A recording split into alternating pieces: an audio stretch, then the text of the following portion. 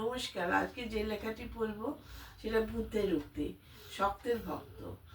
আমরা যখন জন্মাই তখন আমরা রক্ত মাংসের দলা থাকি। বাস্তব আমাদের একটু একটু করে বড় করে। বাবা মার কাছ থেকে আমরা প্রাথমিক শিক্ষা পাই, বিদ্যালয়ের কাছ থেকে আমরা শিক্ষা পাই, পাঠ্য বই থেকে আমরা শিক্ষা পাই, আর আমরা অভিজ্ঞতা থেকেও কিছু শিক্ষা পাই। সেই শিক্ষা কিন্তু খুব দৃঢ় হয়।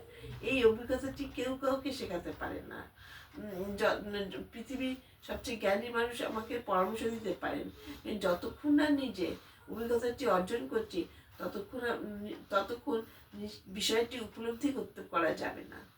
তাছাড়া আমরা কষ্ট থেকে কিছু শিক্ষা পাই, সেটা আমাদের অনেক কিছু শেখায়, আমাদের শক্ত করে তোলে, আমাদের জ্ঞান বাড়ায়।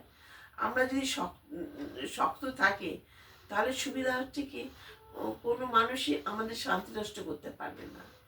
তাছাড়া তারা আমাকে বিভ্রান্ত করতে ভয় পাবে।